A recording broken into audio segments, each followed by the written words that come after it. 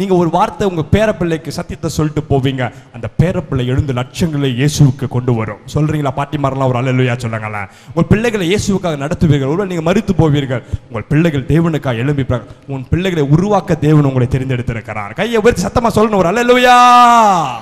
இப்ப எல்லாமே வேற மாதிரி தான் இருக்கும். எலியா வந்ததுக்கு அப்புறம் அங்க ஷோவே மாறிடுச்சு. அதுக்கப்புறம் ஆகாப் ராஜா, ஏசபேல், அவங்க கூட இருந்த எல்லா தீர்க்கதரிசிகள், எலியா எங்கிருந்தோ வந்தார். இன்னைக்கு உங்க வாழ்க்கையில இயேசு எங்கிருந்தோ வரப்போகிறாரு உள்ள. ஹல்லேலூயா சொல்லுங்களேன். காற்றும் கடலும் ஐயோ கொந்தளிச்சுட்டே இருக்குது, கடல் கொந்தளிக்குது, இயேசுவோ தூங்கி கொண்டிருந்தார். அப்படிதானே போட்டிருக்கு. இயேசு வந்தார். இயேசு எழுந்து, ஏன் சந்தேகப்பட்டீர்கள்? என்னை எழுப்புறதானே? இல்ல நீயே எழுந்து என்னை எழுப்புறதுக்கு பதிலா நான் நினைக்கிறேன் சீஷர்கள் ஏன் அவரை எழுப்பாது இருந்திருப்பாங்க சொல்லுங்க. நிறைய நேரத்தில் இப்படிதான் அவரை எழுப்பியிருப்பாங்க தூங்கும்போது. நம்ம கூட ஊழியக்காரங்க கூட இருக்கவங்க அப்படிதான் நல்லா அப்பதான் படுத்திருப்போம் தூங்க. கடகன்னு ஃபோன் அடிச்சு எழுப்புவாங்க. பக்கத்தில் இருக்கவங்க எழுப்பியிருப்பாங்க. இயேசு கிட்ட வாங்கி காட்டியிருப்பாங்கன்னு நினைக்கிறேன், எழுப்பாதீங்க நான் தூங்கும் போதுன்னு சொல்லி. அதனால காற்றும் கடலும் கொந்தளிக்கும் பொழுது அவர் எழுப்பல. எழுப்பியும் தூங்கிட்டு இருந்திருப்பாரா தெரியல. இயேசு எழுந்து நின்று சொன்னார், ஏ ஸ்ட்ராம் பி காம், ஏ ஸ்ட்ராம் பி காம். எழுந்து நின்று சொன்னார், இறையாதே. நீங்க எழுந்து சொல்லணும், இவ்வளோ பிரச்சனை போராட்டமா, அமைதியா ரிலாக்ஸ்டா உட்கார்ந்துருங்க. எப்போ? நீங்க கர்த்தரிடத்தில் உங்களை சரி செய்யும் பொழுது, அந்தி பலி செலுத்தும் நேரத்தில். அந்தி பலி செலுத்துகிற வேளையில் அந்த காலத்தில் இஸ்ரவேல் மக்கள் தேவாலயத்தில் பிற்பகல் 3 மணிக்கு அந்தி பலியை செலுத்துவார்கள். ஆமென். பிற்பகல் 3 மணிக்கு பலிபீடத்தில் பலிகளை செலுத்தி ஆண்டவரை மகிமைப்படுத்துவார்கள். அதான் அந்தி பலி செலுத்துகிற நேரம். இந்த பகுதியை கவனிச்சு பாருங்க. எலியா அது வரைக்கும் இவங்களெல்லாம் விட்டார். அது வரைக்கும் நீங்க என்ன வேணா செய்யுங்கன்னு சொல்லிட்டார். அந்தி பலி செலுத்துற நேரத்தில் எலியா எழுந்து சொன்னார், ஆலயத்துல பலி செலுத்துறது போல இங்க பலி செலுத்துறோம். ஆலயத்தை நினைவுபடுத்தினார், தேவ வார்த்தைகளை நினைவுபடுத்தினார், பலிபீடத்தை கட்டினார், செப்பனிட்டார். அதன் பின்பு அந்தி பலி செலுத்துற நேரத்தில் கர்த்தரை நோக்கி, எலியா அந்தி பலி செலுத்துற வேளையிலே கர்த்தரை நோக்கி, கர்த்தாவே உம்முடைய அக்கினியை இறங்க பண்ணும்னு சொன்ன பொழுது இந்த அக்கினி இறங்கி வாய்க்கால் இருந்த தண்ணீரையும் விறகுகளையும் பட்சித்து நக்கி போட்டது. இன்னைக்கு தேவன் இறங்க போகிறார். பலி செலுத்துற உங்கள் வாழ்க்கையில, ஊழியத்துக்காக உங்களை ஒப்பு கொடுக்கிற இந்த நாளிலே உங்கள் வாழ்க்கையை ஒப்பு கொடுக்கும் பொழுது தேவன் அற்புதம் செய்கிறவராக இருக்கிறார். 2வது, எலியா கூப்பிட்ட பொழுது மழை வந்தது. எலியா கூப்பிட்ட பொழுது என்ன வந்துச்சு? மழை வந்தது. 41 46 வசனங்களை வாசித்து பார்ப்பீர்கள். வேதம் சொல்லுகிறது, எலியாக்கு ஒரு பெரிய கான்ஃபிடன்ஸ். ஆண்டவர் சொன்னார்னா மழை வரும். யாரா வந்து ஆகாப் கிட்ட சொல்றார், ஆகாப் ராஜாவே, என் வாக்கின்படியே அன்றி இந்த வருஷங்களில் பனியும் மழையும் பெய்யாதிருக்கும் என்று இஸ்ரவேலின் தேவனாய கர்த்தருடைய ஜீவனை கொண்டு சொல்லுகிறேன். நான் அந்த வரலாறை கொஞ்சம் வாசிச்சு பார்த்தேன். எந்த வருஷத்தில் அதிக மழை பெய்தோ அந்த பகுதியில் பனி குறைந்திருக்குமா? எந்த வருஷத்தில் மழை தவறுகிறதோ அந்த வருஷத்தில் பனி அதிகமாக இருக்குமா அந்த இஸ்ரவேல் பகுதியில்? எந்த வருஷம் அதிக மழையோ அந்த வருஷம் அந்த இடத்துல பனி குறைந்திருக்கும். எந்த வருஷத்தில் அதிகமான மழை தவறுகிறதோ அந்த வருஷத்தில் பனி அதிகமாக இருக்கும்.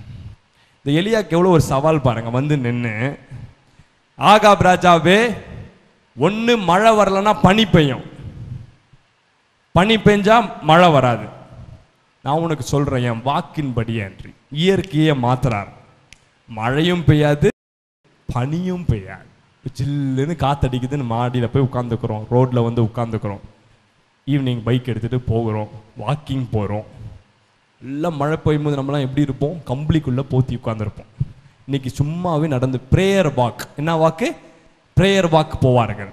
எலியா சொல்கிறார், என் வாக்கின்படியே மழையும் பெய்யாது, இவ்வளோ வெயில் தான் அடிக்குது, பனியும் பெய்யாது. அப்போ என்ன ஒரு வறட்சிக்குள்ளே போயிருப்பாங்க பாருங்க.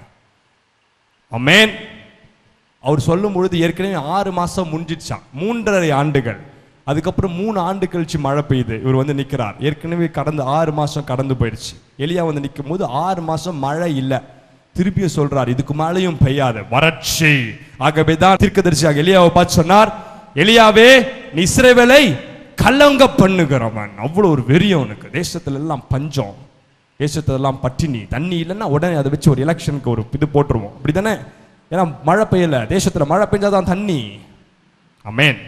எலியா சொன்னார், ரெஸ்பாண்ட் எக்ஸ்பெக்டன்ட்லி. கர்த்தர் அவர் பார்த்து சொல்றார், என் வாக்கின்படியே அன்றி மழை பெய்யாது, பனியும் பெய்யாது. பின்பு சொல்றார் 42 43 வசனங்களை பாருங்க. கூட இருந்த தன் வேலைக்காரனை பார்த்து சொல்றார், போய் நீ சமுத்திர முகமாய் பார், சமுத்திர முகமாய் பார், என்னத்தை பார்க்கிறையோன்னு சொல்லி எலியா போய் அனுப்புறார். முதல் முறை ஒன்னுத்தையும் பார்க்கல அப்படின்னு வந்து சொல்றார். அதன் பின்பு எலியா எத்தனை முறை ஜெபிச்சார்? எலியா மலைக்கு போய் நின்னார், வானத்திலிருந்து அக்கினி இறங்க ஜெபித்தார், அக்கினி இறங்கிற்று. ஒரு சைடில் உண்மைதான். இன்னொரு பகுதியில் எலியா எத்தனை முறை ஜெபிச்சார்? 7 முறை ஜெபிச்சார். சில வேளையில் சில காரியம் நடக்கிறதுக்கு ஒரு முறை இல்லை, 7 முறை, 70 முறை, 700 முறை கூட ஜெபிச்சா தப்பு கிடையாது. அடையாளம் வந்துருச்சுன்னா எலியா மாதிரி ரிலாக்ஸ்டா உட்காந்துருங்க. கையை உயர்த்தி புரிஞ்சவங்களாம் ஒரு அல்லேலூயா சொல்லுங்க பார்க்கலாம். அற்புதம் நடக்கலையா? வேதம் சொல்லுகிறது, நான் ஈப்ரூ பைபிளை எடுத்து நான் அந்த டிரான்ஸ்லேஷனை வச்சு வாசிச்சு பார்த்தேன். கேளுங்கள் கொடுக்கப்படும், தட்டுங்கள் திறக்கப்படும் அப்படின்னு எழுதியிருக்குல்ல. அந்த பைபிள் சொல்லுது, கேட்டுக்கொண்டே இருங்கள், தட்டிக்கொண்டே இருங்கள். Keep knocking, keep seeking. Hallelujah, ஆமென்.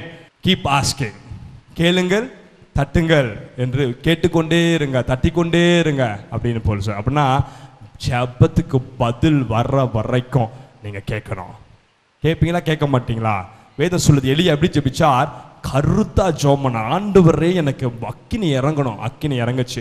ஆண்டவரே எனக்கு மழை வரணும். மழை வந்துச்சு. நீங்க சொல்லணும், ஆண்டவரே எனக்கு சொந்த வீடு வேணும் சுவாமி, கொடுப்பாரு. ஆண்டவர் என் பிள்ளை நல்லா உயர்ந்து இருக்கணும் சுவாமி. கருத்தான ஜெபம், பதில் வர்ற வரைக்கும் ஜெபிக்கும் பொழுது அற்புதம் நடக்கும். ஆமென். சில பேர் சொல்லுவாங்க, பிரதர் நான் ஒரே ஒரு ஜெபம் பண்ணி விட்டுட்டேன், அதன் பின்பு விசுவாசிச்சுட்டேன். எங்க எலியாவுக்குள்ள விசுவாசம் இல்லையா? ஏன் 7 முறை ஜெபம் பண்ணி 7 முறை அமிச்சாரு? சில வேளையில அடையாளத்துக்காய் காத்திருக்க வேண்டும்.